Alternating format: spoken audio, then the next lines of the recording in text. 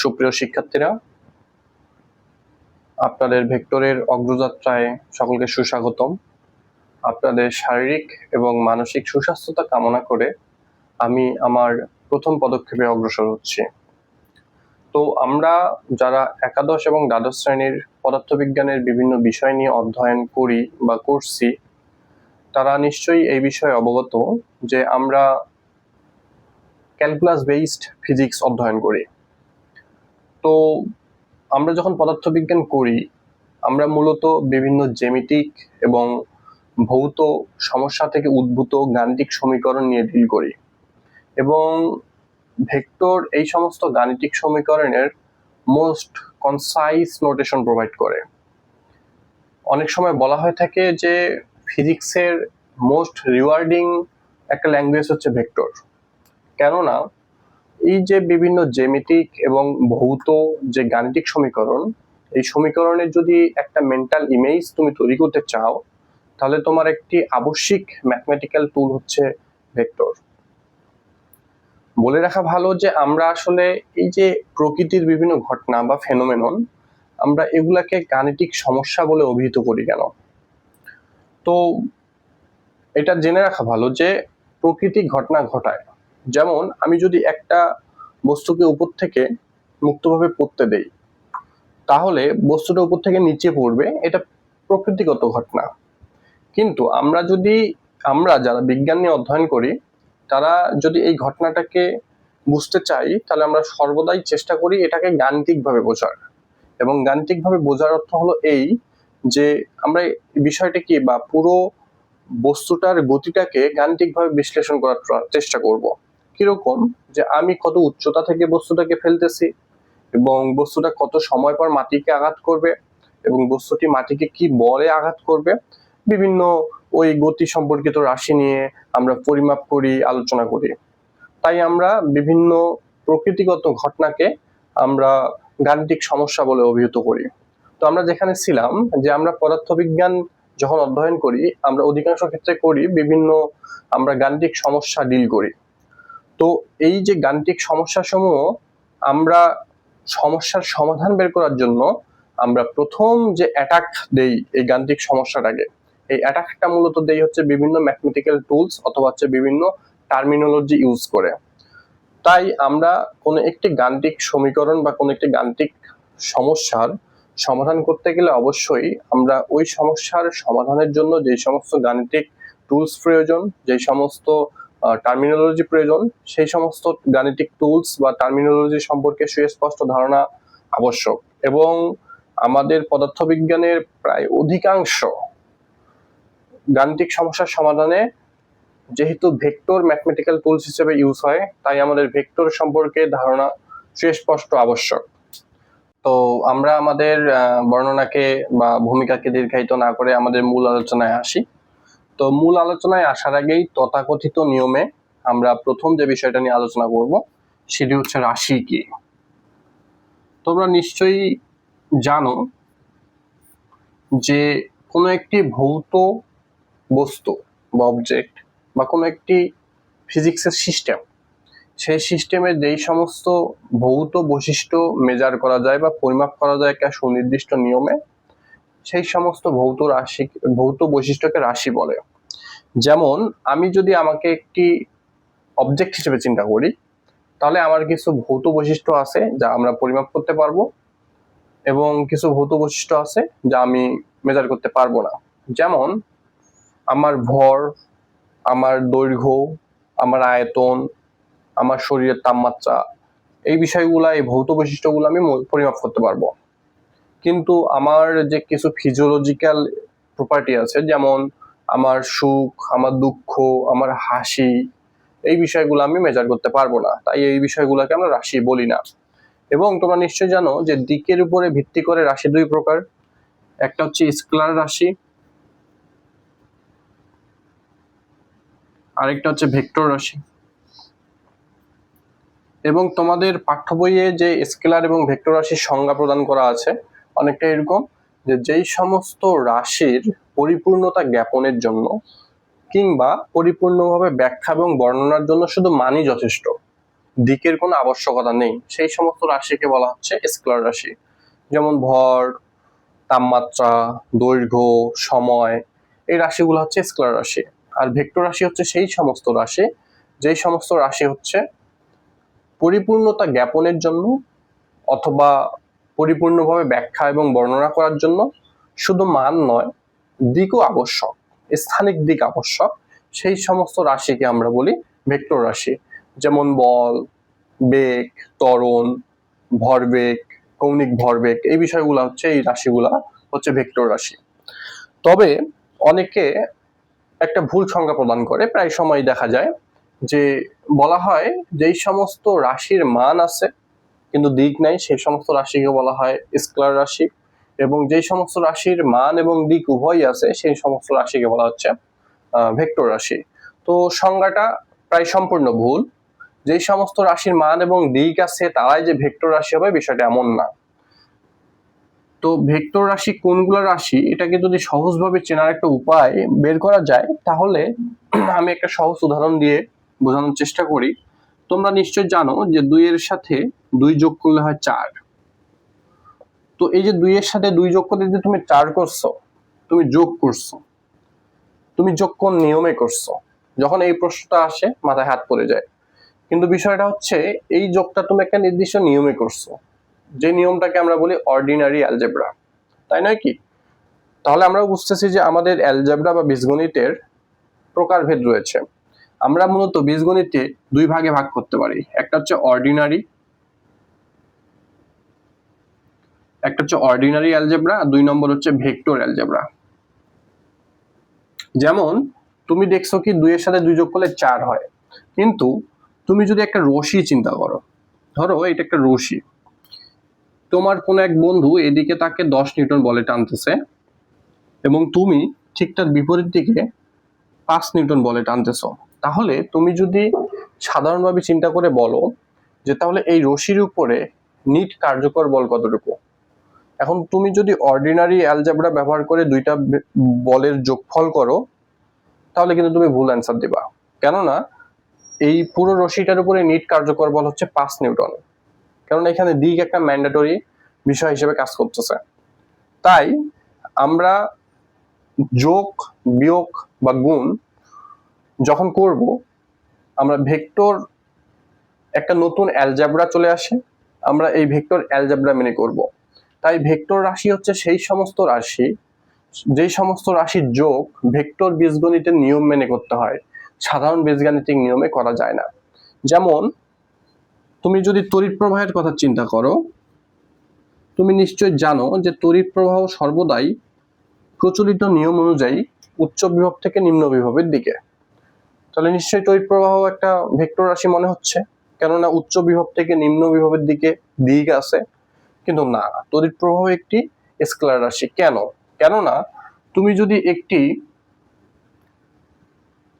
তড়িৎ প্রবাহী তার চিন্তা করো, এটাকে একটা সাধারণ পয়েন্ট হিসেবে চিন্তা করো, তাহলে এই তড়িৎ প্রবাহের এই তারের ভিতর দিয়ে যদি তুমি 2 অ্যাম্পিয়ার তড়িৎ প্রবাহ দাও, ঠিক অনুরূপ ভাবে অপর একটা তার এই বিন্দুতে যোগ করো, এখানে আরেকটা বিন্দুতে যোগ করো, এটা মনে করো হচ্ছে I1 = 3 অ্যাম্পিয়ার, এটাকে মনে করো I3 = হচ্ছে 2 অ্যাম্পিয়ার। তাহলে এই বিন্দু থেকে টোটাল তড়িৎ প্রবাহিত হবে এই 3 তড়িৎ প্রবাহের অর্ডিনারি অ্যালজেব্রা নিয়ম মেনে যোগফল। তাহলে হচ্ছে 2 এর সাথে 2 4, 4 আর 3 7 অ্যাম্পিয়ার। যেহেতু তড়িৎ প্রবাহ সাধারণ বীজগাণিতিক নিয়মে তড়িৎ প্রবাহের যোগফল করা যায়, তাই তড়িৎ প্রবাহ একটি স্কেলার রাশি। তো স্কেলার রাশি, ভেক্টর রাশি সম্পর্কে মোটামুটি ধারণা পাওয়া গেল। তবে আমরা স্কেলার রাশি বা ভেক্টর রাশিকে এইভাবে এনকাউন্টার করব না। আমরা ভেক্টর রাশি বা স্কেলার রাশিকে যেভাবে এনকাউন্টার করব, মূলত ভেক্টর রাশিকে যেভাবে এনকাউন্টার করব, আমরা ভেক্টর রাশির 5টা স্টেটমেন্ট দেখব এবং এই 5টা স্টেটমেন্ট ভেক্টর সম্পর্কে কখন আমরা প্রয়োগ করব এবং সেই স্টেটমেন্টের অধীনে আমরা কোন কোন টপিক নিয়ে আলোচনা করব সেটা একটু দেখার চেষ্টা করি। আমার 1 নম্বর স্টেটমেন্ট হচ্ছে, স্টেটমেন্টগুলো সবগুলাই ভেক্টরের স্টেটমেন্ট। ওকে, 1 নম্বর স্টেটমেন্ট হচ্ছে ভেক্টর রাশি বা ভেক্টর হচ্ছে দিকে ও মানে বৈশিষ্ট্যমণ্ডিত ভৌত রাশি। বৈশিষ্ট্য মণ্ডিত ভৌত রাশি। আমরা নিশ্চয়ই কিছুক্ষণ আগে দেখলাম যে ভেক্টর রাশি হচ্ছে সেই সমস্ত রাশি যে সমস্ত রাশির হচ্ছে পরিপূর্ণতা জ্ঞাপনের জন্য মান এবং দিক উভয় আবশ্যক। মান দিক থাকতেই হবে। ওকে, তো স্টেটমেন্ট 1 এর অধীনে আমরা যেটা দেখব সেটা হচ্ছে আমরা একটি রাশি, যে রাশির মান এবং দিক উভয়ই আবশ্যক, সেই রাশিকে আমরা গাণিতিকভাবে কিভাবে প্রকাশ করব। তো আমরা এই স্টেটমেন্ট 1 এর অধীনে দেখব যে কোনো একটি ভেক্টর রাশির গাণিতিক প্রকাশ। তো আমরা মূলত গাণিতিক প্রকাশ দুই রকম ভাবে করি। একটা করি জ্যামিতিক উপায়ে এবং একটা করি হচ্ছে প্রতীক ব্যবহার করে। তো আমরা স্টেটমেন্ট 1 এর অধীনে দেখব যে কোনো একটি ভেক্টর রাশির গাণিতিক প্রকাশ কিরূপ ভাবে করতে হয়, কোন ম্যানার মেনে সে গাণিতিক প্রকাশ করে, একটি ভেক্টর রাশি বা ভেক্টর অ্যালজেব্রা কোন ম্যানার মেনে এটাকে আমরা গাণিতিক প্রকাশ ঘটাই। স্টেটমেন্ট 2 হচ্ছে ভেক্টর রাশি সুনির্দিষ্ট কিছু মানের একটি সুবিন্যস্ত ক্রম। স্টেটমেন্ট 2 হচ্ছে কি ভেক্টর রাশি সুনির্দিষ্ট কিছু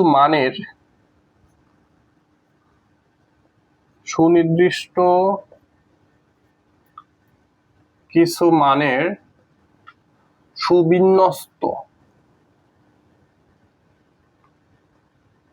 ক্রম। আচ্ছা, এই বিষয়টা অনেকটা একটু বিমূর্ত মনে হচ্ছে বা অ্যাবস্ট্রাকটিভ মনে হচ্ছে, বাট আমরা একটা উদাহরণের সাহায্যে বোঝার চেষ্টা করি যে আসলে কি বোঝাচ্ছি আমি। যদি মনে করো যে তুমি এখন যে তোমার স্মার্টফোন বা তোমার যে স্মার্ট ডিভাইসটাতে এই ভিডিওটা দেখতেছো সেটাতে অবশ্যই একটা প্রাইভেসি দেওয়া আছে, কেউ প্যাটার্ন দেয়, কেউ পাসওয়ার্ড দেয়। তো সাপোজ ধরো তোমার ফোনের পাসওয়ার্ড হচ্ছে 3256, তাই না? তো এই যে চারটা সংখ্যার সমন্বয়ে যদি এই পুরো সংখ্যাটাকে একটি সংখ্যার সেট হিসেবে চিন্তা করো, তাহলে দেখো যে 6, 5, 2, 3 আমি সেট অনুযায়ী যদি চিন্তা করি তাহলে এই সেটের উপাদান সংখ্যা একই এবং উপাদানও একই। তাই সেট অনুযায়ী দুইটা সেটই একই। কিন্তু তুমি যদি তোমার ফোনের পাসওয়ার্ড এটা ব্যতীত এটা দাও তাহলে তোমার ফোনের পাসওয়ার্ড সঠিক হবে না বা তোমার ফোন আনলক হবে না। কেননা পাসওয়ার্ড অবশ্যই তোমার 3 এর পরে 2, 2 এর পরে 5, 5 এর পরে 6 সুনির্দিষ্ট ক্রম মেনেই দিতে হবে, নয়তো তোমার পাসওয়ার্ড রং দেখাবে, তাই নয় কি? ঠিক অনুরূপ ভাবে আমরা ভেক্টরও দেখব যে কোন একটা ভেক্টরকে আমরা সুনির্দিষ্ট কিছু মানের ক্রম অনুসারে উপস্থাপন করব। এবং আমরা এই স্টেটমেন্ট 2 এর অধীনে যে বিষয়টা দেখব, তোমরা অচিরাত যেটা দেখবা সেটা হচ্ছে যে ভেক্টর নিয়ে পড়াশোনা করতে গেলে বা তোমরা দশম শ্রেণীতে দেখছো যে তোমরা ভেক্টর অ্যালজেব্রা নিয়ে যখন পড়াশোনা করছো তোমার হচ্ছে কার্তেসীয় স্থানাঙ্ক ব্যবস্থা ভেক্টর বীজগণিতের সাথে খুবই সম্পর্কিত। এবং কার্তেসীয় স্থানাঙ্ক ব্যবস্থা আমরা স্টেটমেন্ট 2 এর অধীনে দেখব যে কার্তেসীয় স্থানাঙ্ক ব্যবস্থায় কিভাবে আমরা একটা ভেক্টর রাশিকে উপস্থাপন করব এবং কার্তেসীয় স্থানাঙ্ক ব্যবস্থায় কিভাবে কিছু একক ভেক্টর দেখব, হ্যাঁ, আয়ত একক ভেক্টর দেখব। আচ্ছা, তাহলে আমরা এখন হচ্ছে স্টেটমেন্ট 3 তে আসি। স্টেটমেন্ট 3 হচ্ছে আমরা ভেক্টরকে একটি ম্যাথমেটিক্যাল অবজেক্ট হিসেবে ইউজ করতে পারি বা ইউজ করি আর কি, ম্যাথমেটিক্যাল অবজেক্ট বা টুল হিসেবে। আচ্ছা, তো ভেক্টর একটি ম্যাথমেটিক্যাল অবজেক্ট বা টুল, তার মানে আমাকে এখন বুঝতে হবে যে ম্যাথমেটিক্যাল অবজেক্ট কি। এই অবজেক্ট মানে কোনো ফিজিক্যাল অবজেক্ট না, যেটাকে তুমি ধরতে পারবা, ছুঁইতে পারবা, স্পর্শ করতে পারবা, এমন কোনো অবজেক্ট না। এই অবজেক্ট আমরা একটা বিমূর্ত ধারণা থেকে ব্যবহার করছি বা একটা অ্যাবস্ট্রাকটিভ সেন্স থেকে ইউজ করছি। ম্যাথমেটিক্যাল টুলস বা ম্যাথমেটিক্যাল অবজেক্ট তুমি যে কোনো কিছুকে বলতে পারো যদি না তার একটা ফর্মাল ডেফিনেশন থাকে এবং এই ডেফিনেশনের পিছনের রিজনিং থাকে এবং ওই অবজেক্ট সুনির্দিষ্ট কিছু ম্যাথমেটিক্যাল ম্যানার মেনে তার কিছু অপারেশন চালনা করা সম্ভব। অর্থাৎ কোনো গাণিতিক অবজেক্ট বা টুল আমরা সেটাকেই বলবো যার একটা সুনির্দিষ্ট বৈজ্ঞানিক সংজ্ঞা রয়েছে বা গাণিতিক সংজ্ঞা রয়েছে, এবং এই সংজ্ঞার পিছনে ব্যাখ্যা রয়েছে, প্রেক্ষাপট রয়েছে, এবং তার গাণিতিক কিছু নিয়ম মেনে কিছু অপারেশন চালনা করা সম্ভব। অর্থাৎ যেহেতু আমি ভেক্টরকে একটি ম্যাথমেটিক্যাল অবজেক্ট হিসেবে চিন্তা করতেছি, তার মানে ভেক্টরেরও কিছু গাণিতিক নিয়ম মেনে অপারেশন করা পসিবল। এবং আমরা স্টেটমেন্ট 3-র অধীনে যে জিনিসটা দেখব সেটা দেখব যে দুইটা ভেক্টরের কিভাবে আমরা যোগ করব, দুইটা ভেক্টরের আমরা কিভাবে বিয়োগ করব, দুইটা ভেক্টর পরস্পর কিভাবে আমরা গুণ করব। এবং আমরা এখানে গুণের ক্ষেত্রে দেখব যে দুইটা ভেক্টরের আমরা দুই রকম ভাবে গুণ করতে পারি, একটা হচ্ছে ক্রস গুণ আর একটা হচ্ছে ডট গুণ, তাই নয় কি? তো এই ক্রস গুণ ডট গুণ আসলে অর্ডিনারি অ্যালজেব্রাতে খুব বেশি একটা ফারাক তৈরি করে না, কিন্তু আমাদের ভেক্টর অ্যালজেব্রাতে ডট গুণ এবং ক্রস গুণের ভিন্ন ভিন্ন সিগনিফিকেন্স রয়েছে।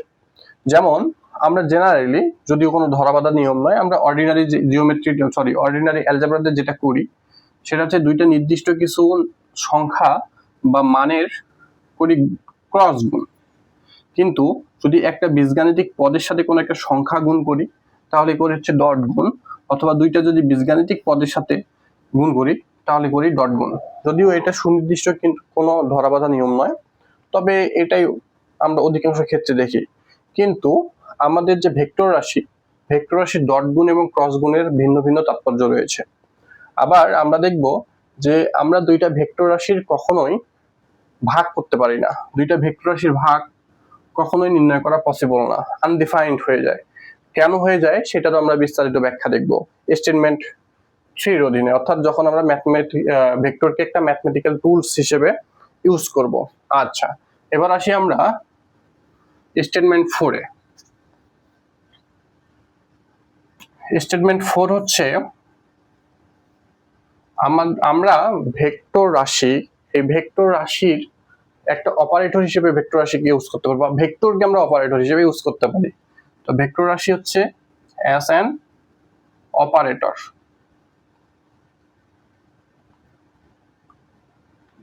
যেমন তুমি জানো যে যোগ একটা গাণিতিক প্রক্রিয়া বা একটি অপারেটর। যোগ কি করে?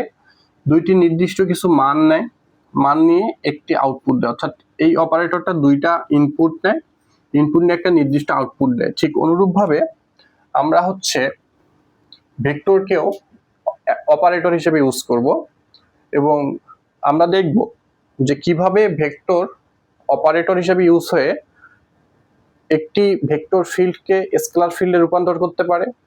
আবার দেখব কিভাবে একটি ভেক্টর কোয়ান্টিটিকে স্কেলার কোয়ান্টিটিতে রূপান্তর করতে পারে।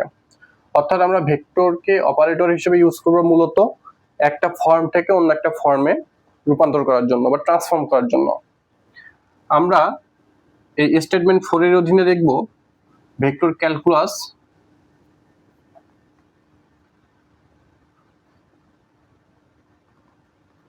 এবং এর অধীনে দেখব আমরা গ্রেডিয়েন্ট, কার্ল, ডাইভারজেন্স।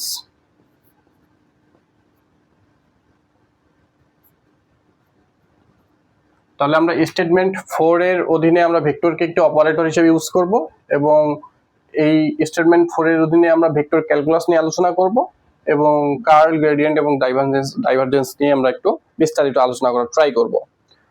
তারপরে আমরা স্টেটমেন্ট 5 যদিও তোমাদের পাঠ্য বইয়ের সিলেবাসের অন্তর্ভুক্ত নয়, তবুও জানাটা জরুরি বলে মনে করি, তাই আমরা একেবারে শেষ স্টেটমেন্ট হিসেবে এটা রাখছি।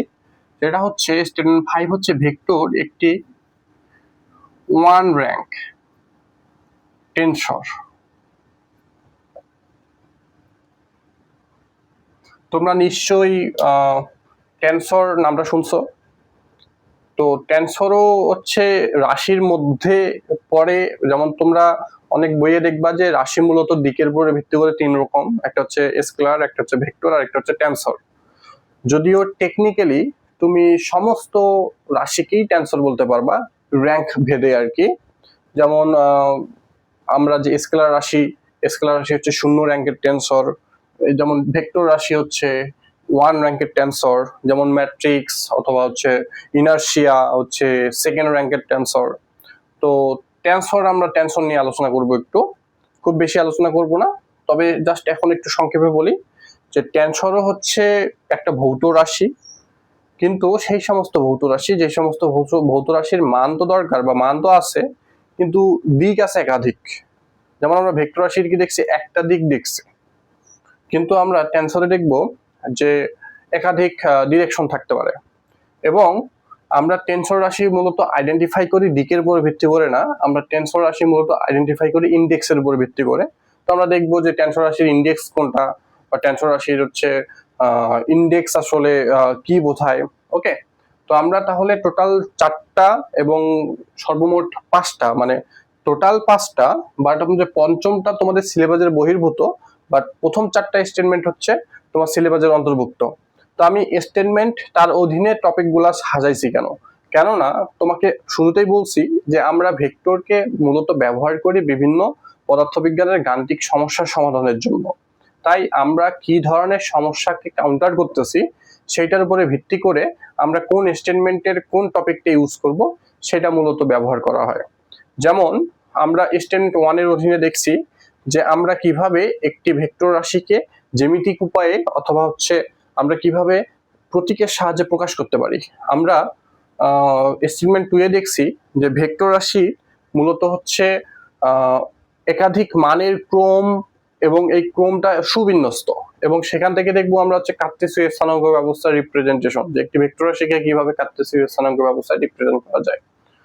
স্টেটমেন্ট 3 তে দেখছি আমরা যে ভেক্টর রাশি একটা ম্যাথমেটিক্যাল টুল হিসেবে ইউজ হয়।